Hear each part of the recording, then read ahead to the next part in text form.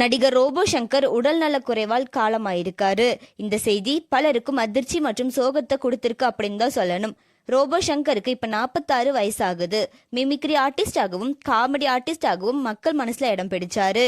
இவர் புலி, மாரி, விசுவாசம் போன்ற படங்கள்லாம் நடிச்சிருக்காரு. ரீசெண்டா கூட சன் டிவில டாப்பு குக்கு டூப்பு குக்கு சீசன் 2ல கண்டஸ்டண்டா இருந்தாரு. ஃபர்ஸ்ட் எலிமினேஷன்ல எவிக்ட் ஆயிட்டாரு.